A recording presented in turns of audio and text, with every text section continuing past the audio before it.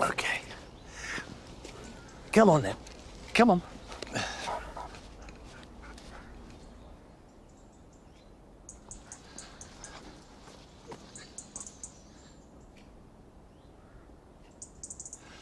Hello and welcome to a special Gardener's World, because today we shall be celebrating winter in all its glory. Now, I know the weather can be a bit dodgy at this time of year, and I know the days are short, and I know that we're all feeling inclined to hunker down indoors. But if you can get outside into the garden, you will find glories that belong to this season.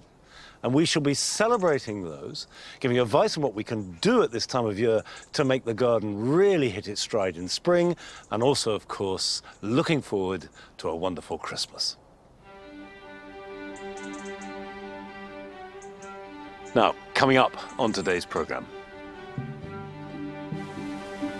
Frances rejoices in the most iconic plant of the festive season, the holly. Traditionally celebrated for having magical powers, folklore and mythology run through its branches. This is a fascinating and versatile plant. We meet a grower who is self-confessedly obsessed with citrus and shares her incredible collection of over 200 varieties. This plant is literally singing, can't you hear it? It's so happy. It's all about the light with these guys, and they absolutely love it. Arit delights in structure, stems and scent in a beautiful Buckinghamshire garden. It is winter that decides when to reveal a really good design. And if it's good now, you can be rest assured it's going to look fabulous in the rest of the season. Toby has an exclusive invitation to the singer-songwriter Will Young's new garden. How did you feel when you moved in here? The garden, I strongly feel, has kind of called me here. I'm in a relationship. Yeah. You know, I mean, my boyfriend knows this. It's true love. And keen to hang on to the very last of autumn colour, Rachel brings the best of her winter garden right up to her doorstep. It's easy and it's so much fun. And of course, also, if you've got visitors at this time of year, they get this really warm winter welcome.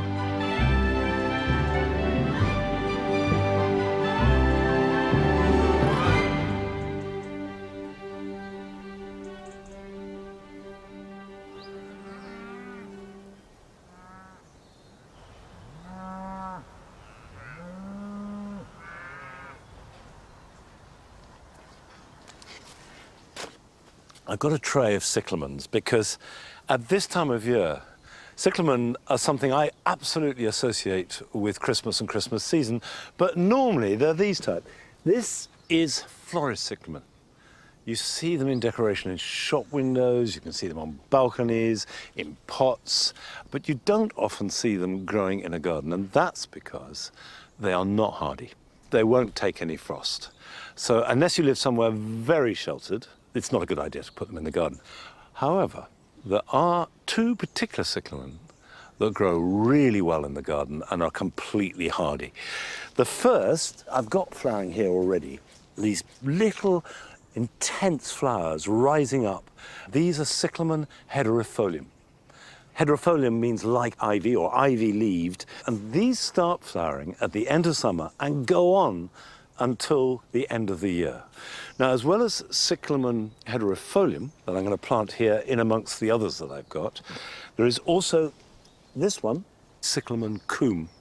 And this takes over the flowering baton going on into early spring. The one thing is you should never plant the two together, because cyclamen hederifolium will always take over from cyclamen coum.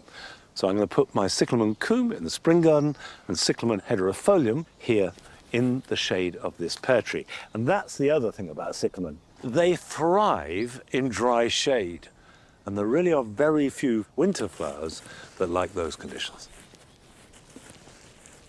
It's a good idea to water them in, but thereafter you really don't need to worry about them at all. They will cope with extreme summer drought, they will cope with ice and snow, and these delicate flowers on the spindly stems will shine out in the middle of winter.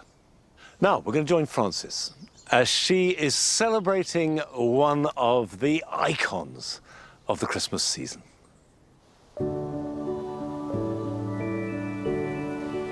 As autumn sets in and the glory of our summer borders fade, it's left to just a handful of plants to hold the show. One of these stalwarts of winter is holly. Traditionally celebrated for having magical powers, folklore and mythology run through its branches. And with good reason. This is a fascinating and versatile plant.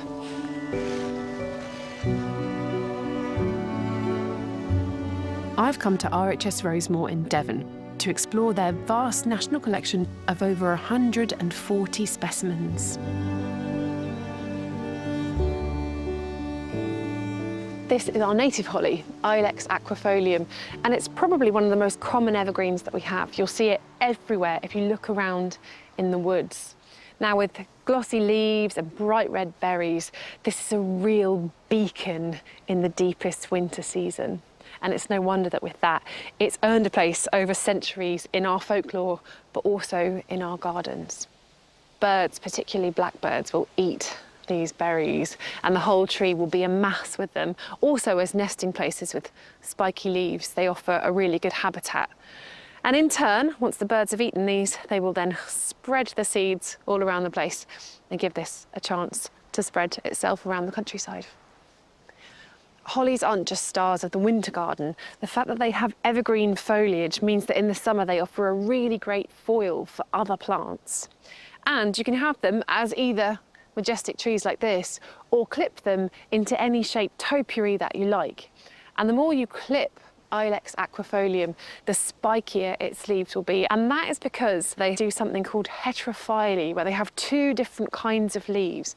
And that is a defense to stop them from being eaten by things like deer.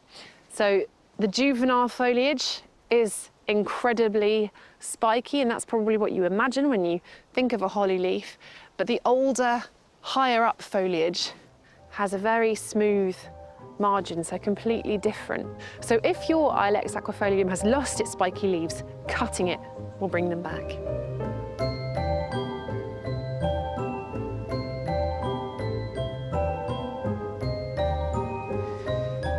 If your holly never seems to produce berries, it's probably because it's a boy.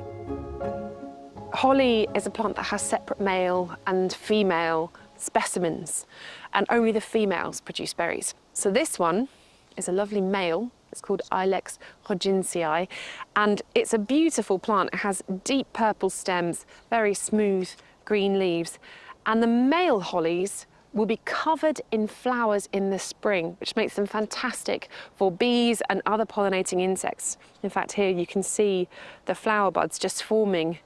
So it's a really useful plant, covered in life when the spring starts. And then the females will be covered in berries in the winter, so you can see why this mythology about hollies being representative of life has come about. Now, these small white flowers have 4 stamens covered in pollen, so the pollinating insect will land on that and then fly off to a female flower which has a single green ovary, which will swell to become the red berry.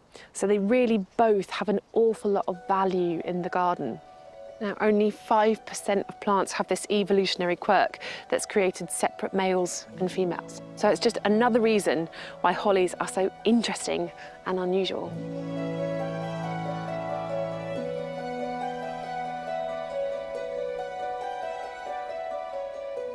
One of the oddities about hollies is that the tradition when you're naming them is to give male hollies a female name and female hollies a male name.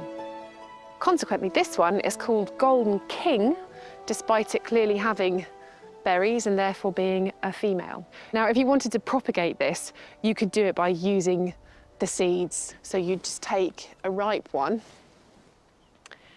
and take the flesh off it. So normally a bird would do this when they eat them and then they would pass through. So you really need to make sure that you de-flesh them entirely. There will be multiple seeds inside each fruit.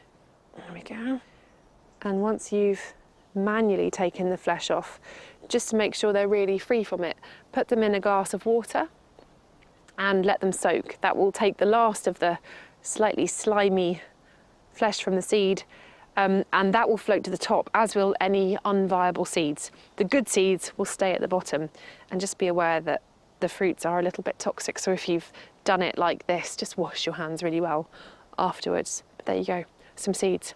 Now if you sowed these, which you'd do into peat-free compost and leave them outside, the saplings that grow won't necessarily be female, and they won't necessarily have the same variegation as the mother plant. If you want exactly the same plant, hardwood cutting is the best way of doing that.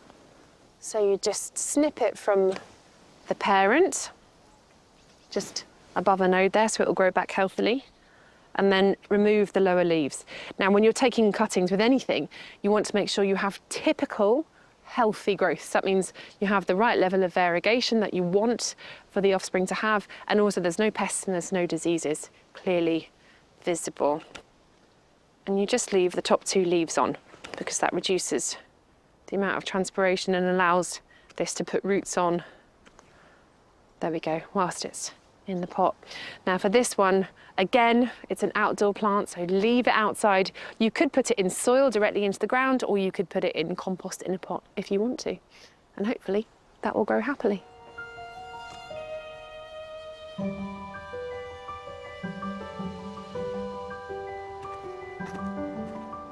With so many hollies now available to the gardener, there is a size and form for just about every garden situation and taste.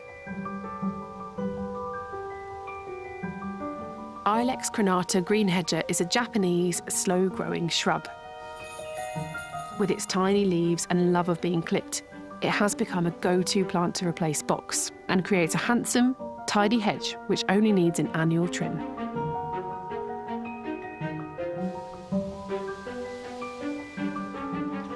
There are even around 40 species of deciduous holly, including this one.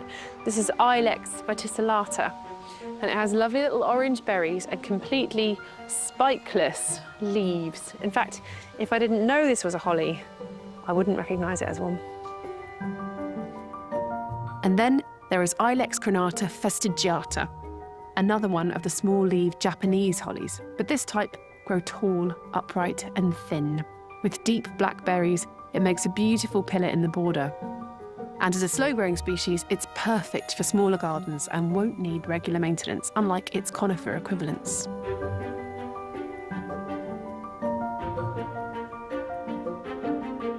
I do still think that my favourite holly has to be our native.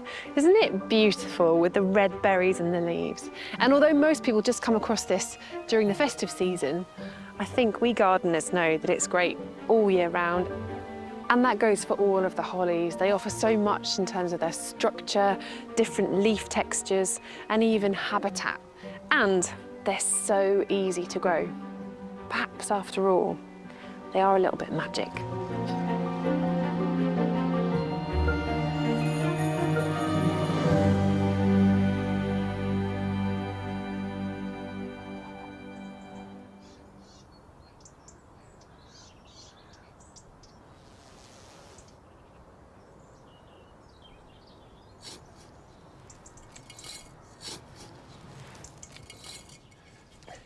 It is fascinating that hollies have evolved to be prickly when they're young.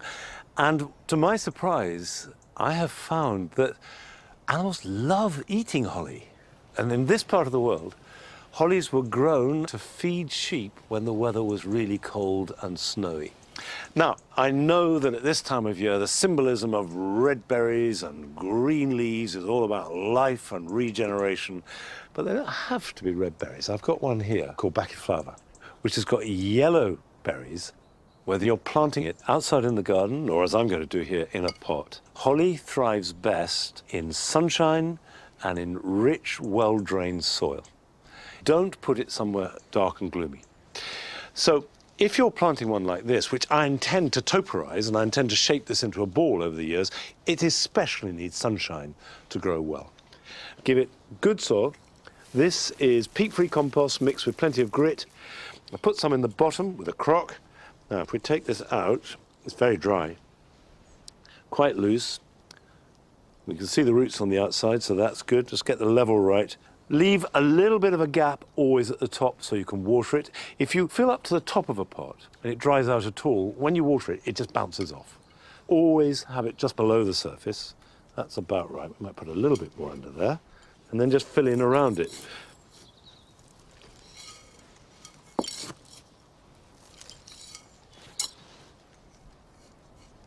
Use your fingers to make sure it's firmed in around there. And it will need watering. Don't let it dry out. I think when I've shaped this, which will take about 3 or 4 years, it will look great with its yellow berries coming through. And actually, if I had a pair of them either side of the door at Christmas time, it would look fantastic. Now, it doesn't matter whether you have yellow or red. You need some berries at Christmas time, but you can also, if you choose them wisely, have decorative fruit too. And in June, we went to Dunstable to visit a gardener who had found the fruit that changed her life. I've got oranges, calamondins, Buddha's hands, bergamots, grapefruits, limes, kumquats, macroot, citrons. How could I forget citrons? Welcome to Shortgrove Manor Farm and my national citrus collection. I'm Helen Barlow and I'm absolutely passionate about growing citrus. So I'm not a gardener, I wouldn't say I was a gardener at all, but I've always been interested in history. And in 2019, I went on a garden history tour all around Florence. And at the Villa Castello, we were outside, the garden's lovely. And the minute I stepped into the limonaya, where the citrus were housed for the winter, it totally blew my mind, changed my life. When we came back, I just wanted to have a little bit of Tuscany here. So I bought a lemon tree and a lime tree. And I just loved them. They were beautiful. And then the whole collection just grew. Now I've got over 220. So all citrus originate in Southeast Asia. The citron here, these are ancient fruit. They go back 4,000 years. Sometimes they get as big as rugby balls, literally up to 4 or 5 kilos.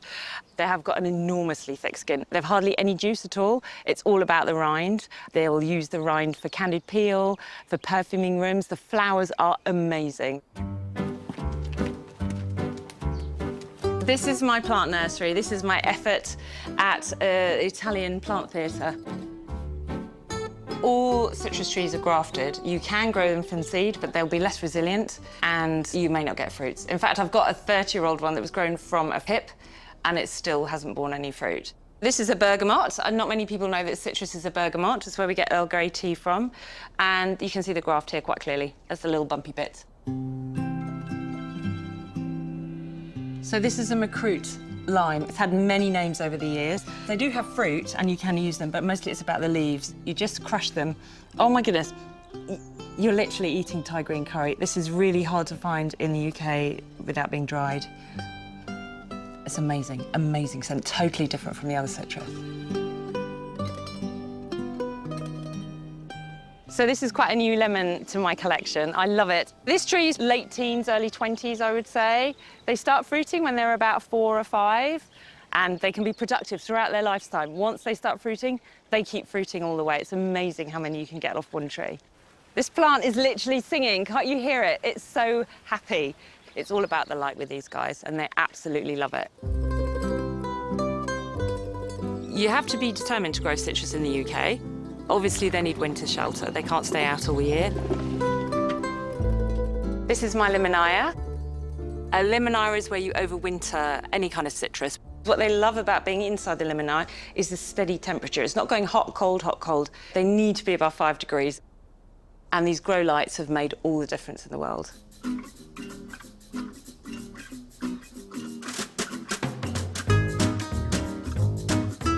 All year round, when I water, I feed. At the same time, I use organic seaweed in the feed, and sometimes a little top-up of extra citrus feed. There's no rules. You can leave it a couple of weeks. The point is they have to be dry, and then you water them quite fully. The fruit tastes totally different when you grow them organically. There's nothing, no fungicides, no pesticides, nothing, no nasties in there. They taste absolutely out of this world, and this is what blew me away. So this is my little lime house. Not many people know that limes actually are yellow when they're ripe. So this is a ripe lime. We get them green in the shops simply for ease of packaging, because they're less likely to get bruised and they're less likely to get damaged. The yellow ones, when they're fully mature, they're sweeter. There is a subtle difference. It's not quite such a sharp taste. Obviously, you can pick them when they're green, that's fine, but like all citrus fruits, they don't mature when they come off the tree. You have to leave them on the tree to mature, so they pick them when they're green. They're harder, they're easier to get in the boxes.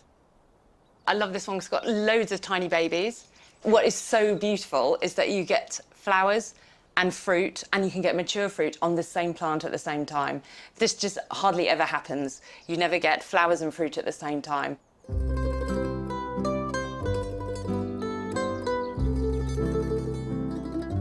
If I were a beginner, I'd really like to start with a calamondin. They're tiny little orangey fruits. They're quite bitter, but they make great marmalade. They will flower and fruit all year, and they're really very easy to keep inside.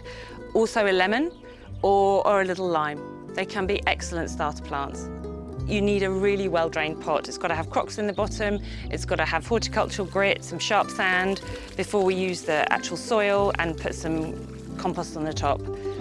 It's really important that the feed can flow in and flow out again. They do not like wet feet. They will tell you very quickly. More plants die of being overwatered than underwatered in the citrus world.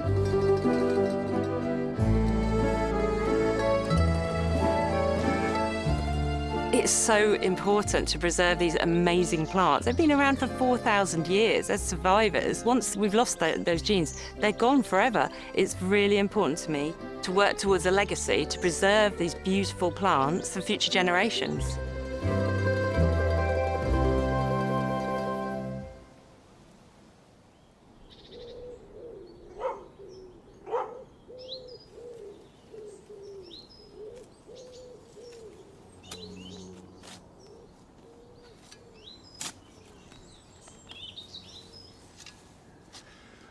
I love growing citrus and have been doing so for the last 40 years. And one thing that I can add to the advice is when you are storing any kind of citrus over winter, don't let it get too dry or warm. So a shed that doesn't fall below freezing is ideal.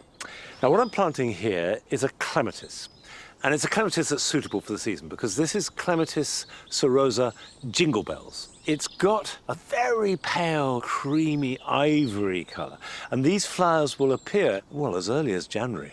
There's a downside to that. They are hardy between about -5, certainly not beyond -10, and it can get lower than that here, but I think it's worth the risk because it's a lovely flower and it's a really good way to start the clematis season. Whatever clematis you're planting, it's a good idea to plant it deep. Now by deep, I mean so that a leaf node is below the surface. Clematis hate drying out, and that will certainly help. Now pop that in. That is well and truly deep. If you have very sandy soil, it's a good idea with clematis to dig it out deeper than you want it to plant and put some compost in the bottom. It doesn't have to be very well made compost because its main role is to hold moisture. But on my heavy clay, that isn't too big a problem. So I'm going to put a little bit of soil back in, like that, and lower it in so it's like that. Let's get a little bit of that. Now, really important with clematis to give them a good drink. And then in spring, mulch heavily. 6 inches is fine. As much as keeping it moist, it's keeping it cool. And I'm going to train it back against the supports of the espalier pear. And the idea is that the growth will run along and maybe around the corner. They'll do their flowering before the pears start to do anything at all. The evergreen foliage of the clematis won't dominate, it will just mingle in. I think the whole thing will look fantastic from very early in the year right up until we harvest the pears. But the truth is, there isn't an awful lot that is at its best in midwinter. However, Arit went to a garden in Buckinghamshire right in the middle of winter that was still looking magnificent.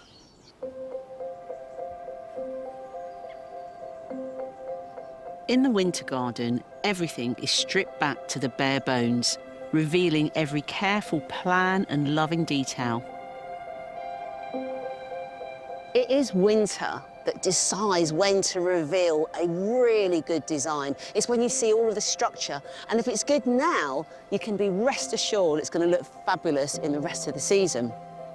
This garden is most definitely looking brilliant.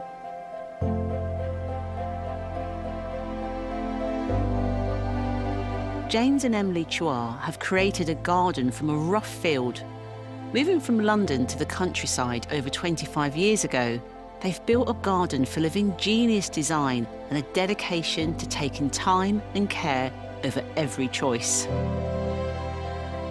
Tell me, what was your philosophy behind putting this garden together? I think we wanted to fit in the landscape, fit in the area. I think we wanted to create somewhere where we could work together. We both like doing the gardening. Mm-hmm. It's basically a slow garden.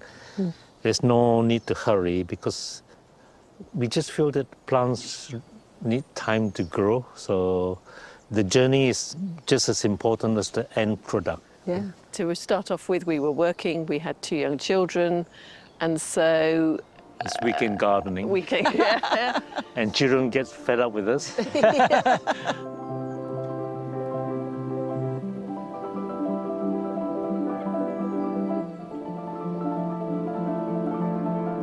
On a site this size, I am sure that you're finding challenges and you're finding opportunities. Tell me a little bit about those.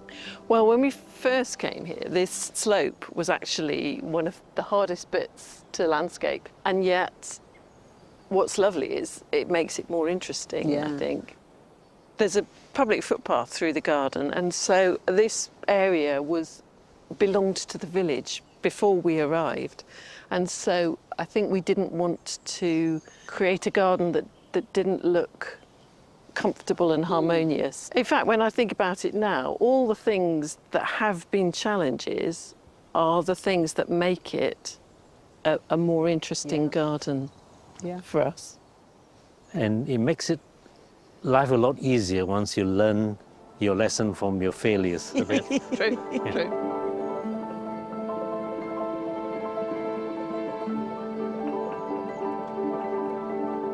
This area around the house is kind of what I think of as courtyard size, but there's some brilliant aspects in here that really make for a winter garden. So let's think about it. 3 S's. There's structure. There's the osmanthus here, the rosemary, lovely clipped, and that's really kind of helping to give the garden the bones, if you like. And then if you want to think about winter interest, you've got to think about stems, and these bamboos are so impressive. I love them. All of the leaves have been cleared, so we can see the stem colour here, see the light going through it, and of course, hear them swaying in the breeze. And then the final S, what you lack in flowers in winter, you can make up for with scent. And the scent in this garden has got a daphne right by the house, and the minute you're going to come out, you're going to really get that wonderful fragrance. There's also a sarcococca, there's winter sweet. So in a very small space, you've managed to put structure, stem colour and scent and still enjoy winter. And further away from the house, you can see the care and precision clear in every inch of this garden. I really, really love the magical space that Emily and James have created here.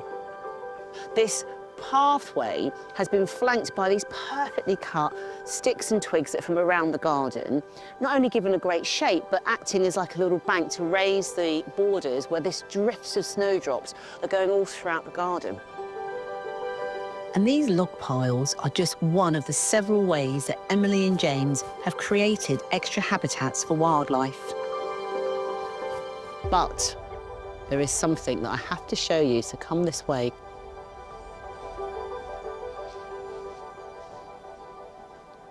This is the engine room of the garden. None of the detail in that space can happen without this. All of the twigs and logs and stones are all brought here, sorted, whether it's by colour, grade, size, And look at this, I mean, just lovingly stacked together so that Emily and James can just gently take it and feed it back into the garden, creating those habitats and really embracing both great design, but also blending it straight into nature. And thousands of these catalogue branches have found their home in the garden's most impressive feature. James, this is wonderful. It looks amazing. What is it? What do you call this? We call it the river of sticks. And it's very good for insects because they all live in it. Yeah. And from time to time we get things like badgers would take one section of it off because it's food day in the winter. Yeah. But I don't really mind because, you know, I got time, I can put them back. Well, it's incredibly mindful. It's something I don't rush. When you're doing this, James, Yep. what's going through your mind? It makes me think of people I love, really. My children, my wife. Also, people I miss. I call them absent loved ones. Yeah. Happy memories which I shared. And it's just very soothing. And it's not just sticks and twigs that find a new life in the garden. In this little stand of pine trees, they're lovely actually, they're so pretty. Of course, you're going to get pine cones dropped down. Now, often they're just left to maybe rot down, but not in this garden because James and Emily don't like things going to waste, and James in particular enjoys creating detail. So take a look at this. Pine cones that have been put on the end of wires and then into these wooden bars across here, and we now have a pine art installation under a stand of pine trees. Why not? I've never seen it before, but I have to say, I really rather enjoy it. I think it looks great.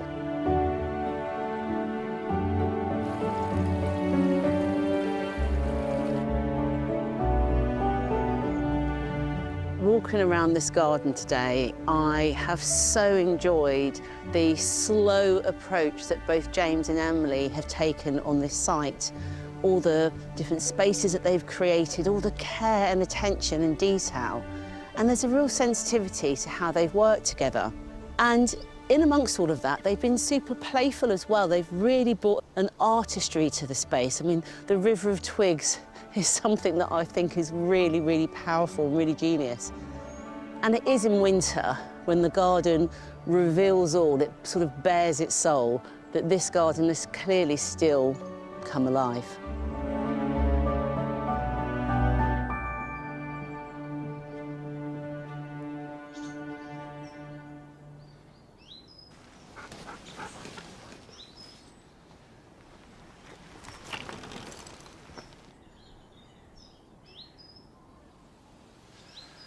What I love about that is the starkness of it.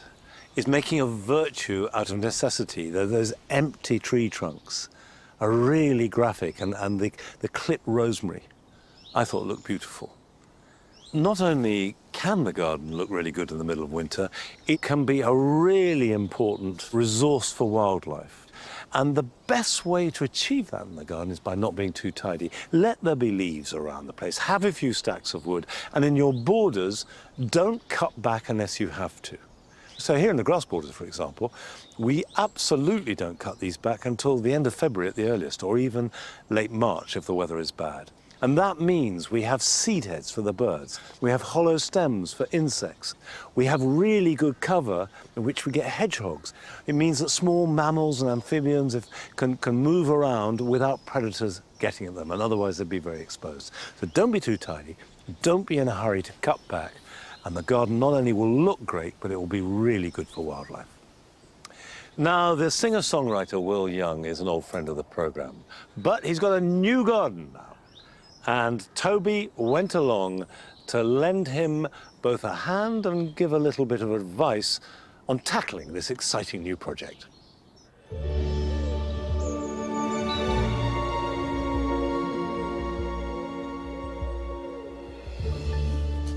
There is something so exciting about starting a new garden. It's like a new chapter in your life, an adventure that starts right outside the back door. It doesn't matter whether the garden's big or small or completely empty or lost to the wilderness and waiting for someone to breathe new life back into the borders. Well, today, I feel very lucky to be having the first look at green-fingered musician Will Young's new garden. Now, for the last 8 months, he's been rediscovering and making plans for his new 2-acre plot that I've heard has incredible potential.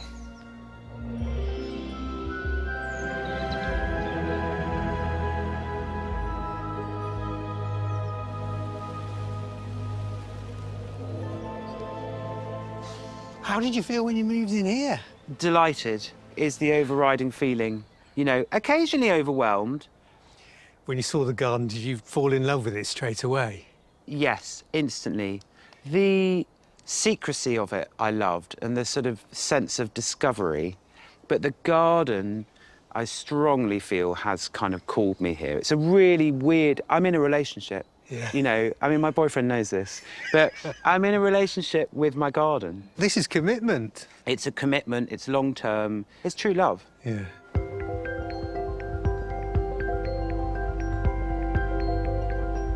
It's magical, isn't it? It really is magical. I've basically been clearing it to try and see the bones and the structure, to then let it tell me what needs doing. Yeah. You know? I'm feeling a little bit jealous. Are you? Well, it's a new project. I haven't had one for a while, Yeah, really. but you can help me. This is why you're here. Yeah, well, I can do that. Yeah, I can do that. I've got tools in the car and I think everything. they call it free labour. It's got a lovely enclosed feel, hasn't it? Yes.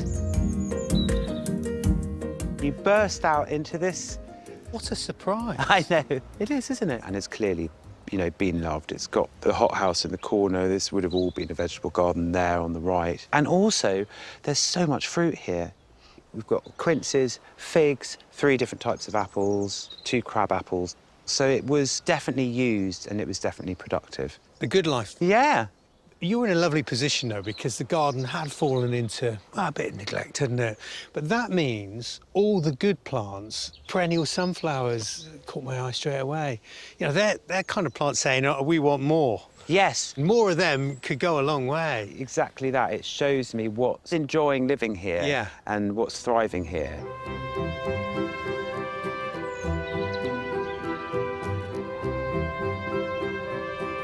This is such an interesting garden. It's a garden of layers, not just physically, because it comes down such a steep slope, but I love all the discoveries Will's been making, the archaeology, the stuff below the ground that previous owners have once cherished and then allowed to be buried.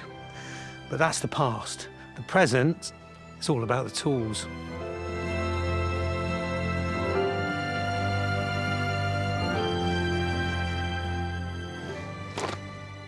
I wouldn't get away with checks like that. Yeah, you are. We're matching. We're like brothers. Yeah, from a different mother. Gardening brothers. Now, I bought these tools because what are you doing with this? I've been creating a circle, basically. It's one of the worst jobs, lifting grass, isn't it? It's one of the heaviest. How will you even get on it? But it's taking it out of you, and it will. It's really tiring, but it is really good exercise. It is.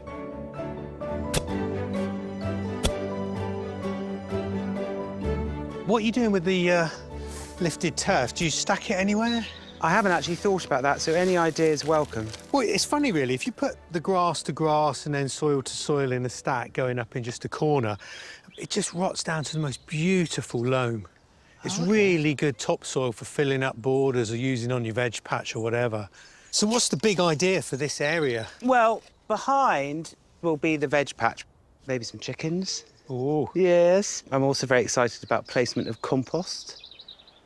I think you've been very wise, actually, because you're coming up with plans, but you don't seem fixed on them just yet. You're still in that process of discovery. I think that's the thing. I mean, with any creative process, I mean, like songwriting, you know, you shouldn't get stuck on one idea. You should be open. You know, sometimes it's taken me over a year to write a song. 1.5 years one of my songs took, and other times more quickly, but you have to be open, and I think the kind of universe tells you, and in this case, I think the garden tells you, and a forced decision, I don't think is the right decision, you know. You listen to musicians and writers, and they say, when do you know the record's finished? When do you know that piece of music's done? Yeah. And you say, well, we just kind of have to stop somewhere. Yes. Whereas with the garden, that's kind of something different and new. I think so, it is very new. It never ends. No, it doesn't end. And I think sometimes we can, like, really pressure ourselves to, like, do the right thing. But I mean, like, what is the right thing? You know, the garden's here, it's existing. But this has been a very different approach with this garden than I have had for others.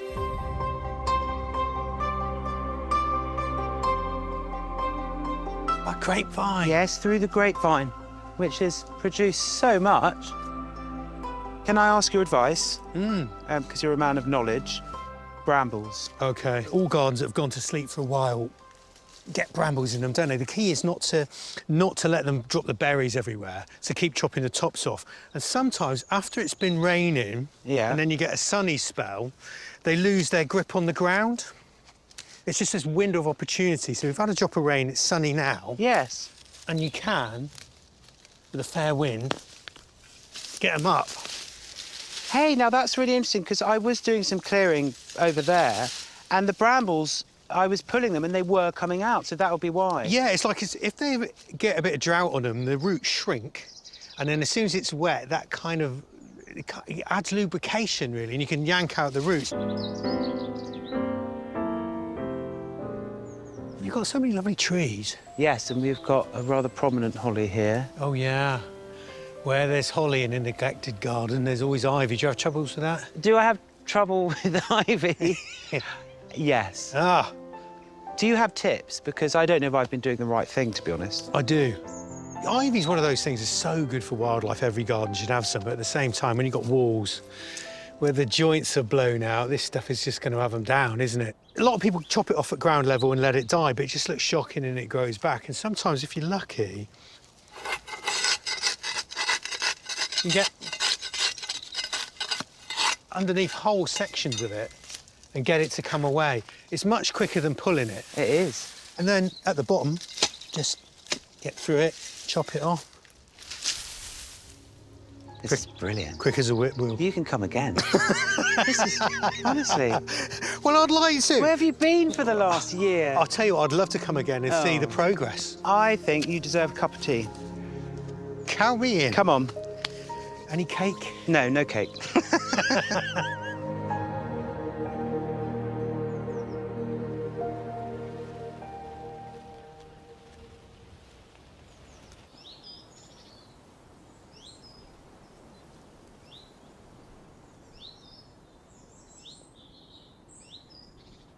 Well, I would be fascinated to see how Will's garden progresses, so hopefully he will allow us to make a return visit before too long. Now, at this time of year, one of the fruits that can still look really good are chillies. And if they're bright red, and they come in various colours, the red and the green is very much in tune with the season. But leaving them on just for their display is not a great idea. There are two reasons for this. One, if they're ripe, they're ready and should be picked and enjoyed at perfect ripeness. And two, you're inhibiting the development of any further flowers or fruit. So you should harvest chillies as soon as they're ready. Now, once you harvest a chilli, it's absolutely delicious fresh. And it's the best way to eat them because you get the fruitiness that's such an important part of the taste. It's not just all heat. But they tend to all ripen at once, so you don't want to eat them all at once, so you need to store them. There are lots of ways of doing this. You can freeze them. I mean, here we've got Padron chillies. They freeze really well, but when you take them out and they defrost, they then have to be eaten quickly. And actually, the truth is, having taken these out, and you can see they're still hard, I need to pop them back in the freezer before they defrost, so bear with me.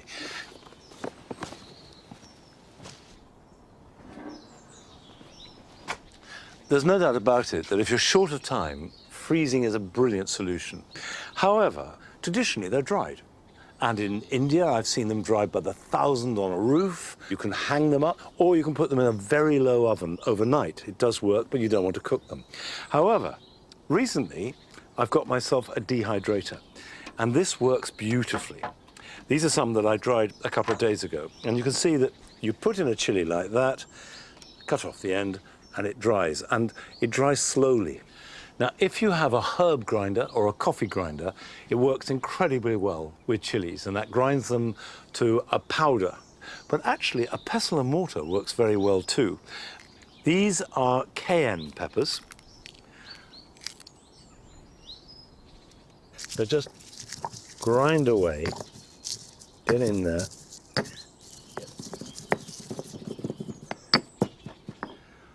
The secret is to get them as dry as you possibly can. And that will vary, not just from chilli to chilli, but from batch to batch. Be patient, and then put them into an airtight jar. And the seal is really important. Just a screw lid isn't enough. It must be truly airtight. And in my experience, they will keep for years. And actually, at this time of year, if you've got a friend or member of your family who you know loves chilies, if you fill a little jar, seal it up, put a ribbon round it, it makes a great little present. Now, just because it's the middle of winter, it doesn't mean to say that you can't get dramatic and beautiful decoration from the garden. And who better to show us how to do that than Rachel? I love autumn. It has such a special atmosphere with muted hues, seed heads, and beautiful structure. But as winter advances and everything begins to fade, it can feel hard to stay really connected to your garden. So I always like to try and bring some of it much closer to home. It's easy and it's so much fun. And I love that you can bring the garden right up to your door when it's cold and wet and you don't want to go outside. And of course, also, if you've got visitors at this time of year, they get this really warm winter welcome. But I can still spot a few gaps, so I'm going to add some more.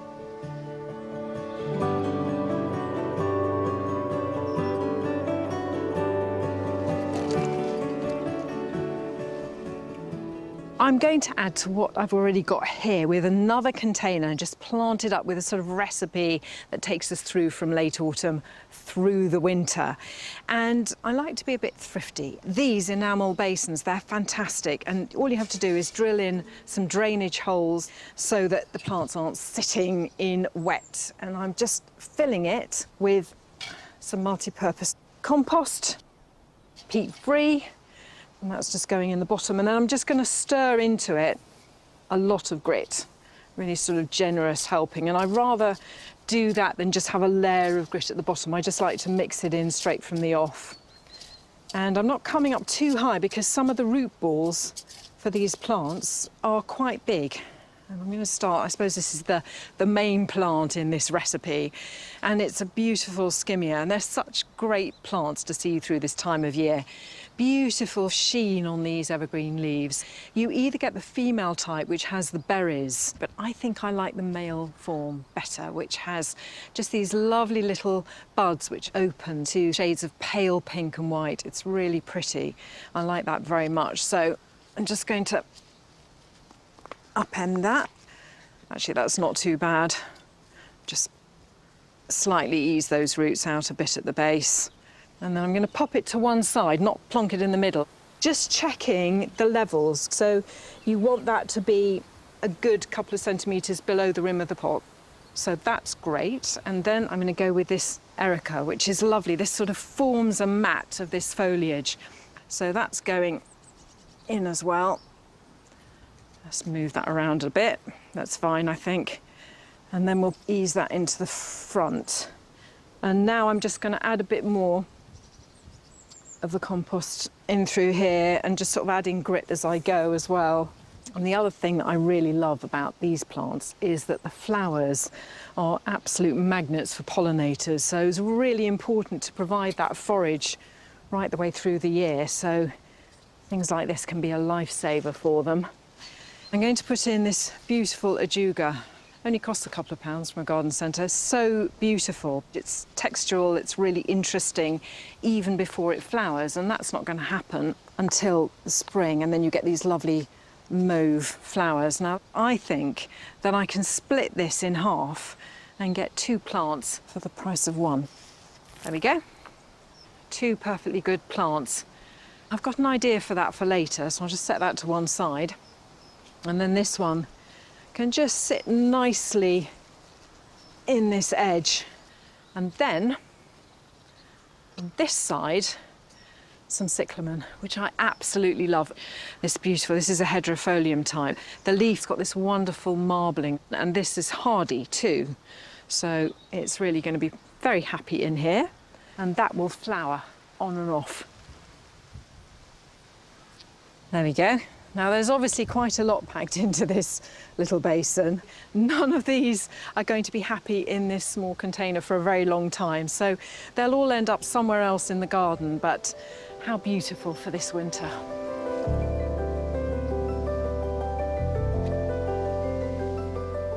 I've also looked round the garden to see what else I'd already planted up. And this little saxifraga was planted in the spring when it was flowering. But now it's just as beautiful for its foliage alone.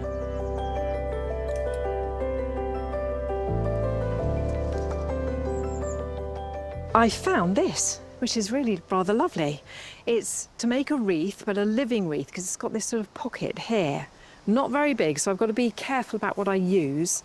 I'm just going to stand it up in some gravel just to make it a bit easier to plant up. And in the bottom, how about this? It is wool. It just looks wonderful. It's going to help with retaining moisture because this is a very small space to put any plants in. Make sure you either order it online or from the garden centre. So then I'm just going to fill with some compost. There won't be masses, and I've already put a bit of grit into here.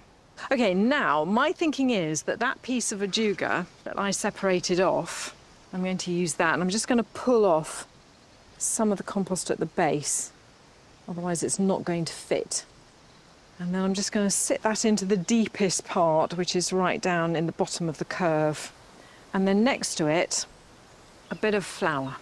So look at these absolutely gorgeous violas, absolutely beautiful. And if you continue deadheading them, you'll get flowers for ages through the winter. If you look after them, you'll get weeks out of this, I reckon.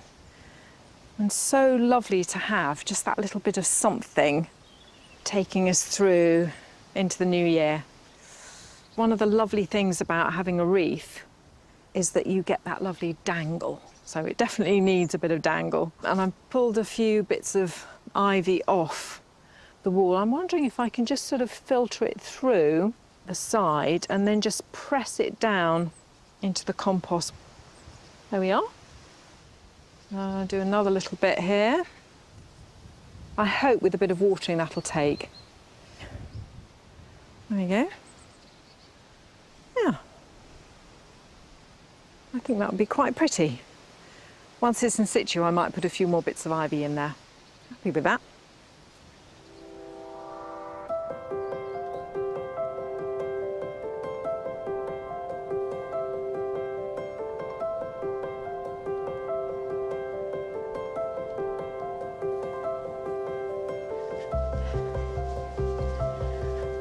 There we are, finishing touch, and a little bit of extra sparkle. And I must say, I'm really pleased with how it's looking.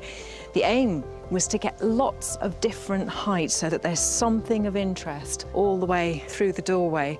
From these bits of foliage I snipped off earlier to the crabapple. This is Donald Wyman. It's got gorgeous little crabapples, but they glow like rubies, really beautiful. And then we've got all the sort of shrubs and the ferns. And the best thing is that I really just went round the garden, repotting a few things to make it work in one area, so you really get that impact. And I'm also very happy with this little tabletop. I was inspired actually by my visits to Monty's garden, where he has this wonderful, huge tabletop and lots of pots with bulbs in the spring, so I can't wait for that. But for now, I think it's looking really pretty and very Christmassy.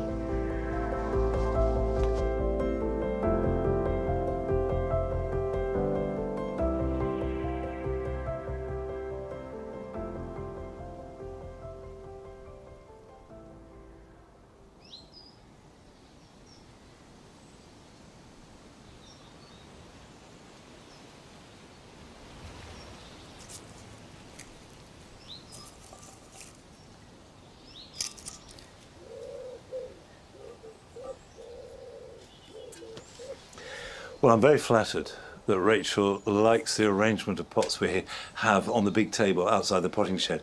But the point she makes is really good. If you bunch all your containers together, whether it's around a door or outside a window, they look so much better. Now, what I'm doing here is planting some tulips into pots. It's not too late to plant tulips.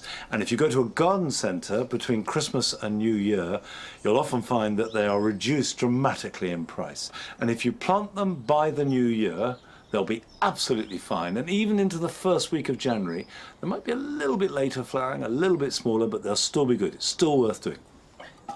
When you're planting tulips, and in fact, any bulb in a pot, cram them in. As long as they're not actually touching, get in as many as you can. Okay, so we've got 2 pots, pretty much equal tulips. This is the first layer of El Nino, a lovely, dramatic, orangey, peachy flame of a tulip that flowers late. This won't start until mid-April at the earliest, and if it's a cold spring, could even not start till May. Now, cover these over with just a layer. This compost is really gritty. Tulips need good drainage. That's non-negotiable. For every bag of compost, add a bag of grit. And now we'll put the next layer on. A really well-known tulip and one of my old favourites, Queen of Night. It is one of the darkest, blackest tulips that you can grow, and also a very late one. That will put these in. Just to remind you, with all bulbs, pointy end up.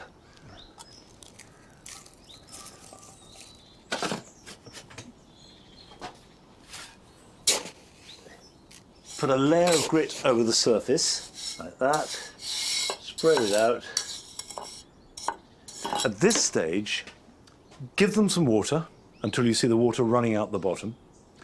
And then they can either go somewhere dry, or you can put them outside, but do make sure they can drain. Don't put them on a concrete or paved surface, because even if they drain, they're still going to sit in water. Final thing to do, of course, is to label. Those are actually the last pair of the tulip pots that I've done this year, but it's not too late. If you possibly can, get some tulips in, and nothing is more radiant on a beautiful late April, early May day than glorious tulips like these. Come on. Go on. Good boy.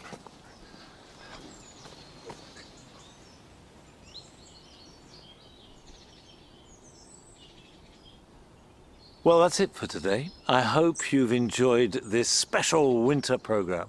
And of course, we've got the solstice coming up in a couple of days' time. And the days are growing longer inch by inch. And a few days after that, we've got Christmas.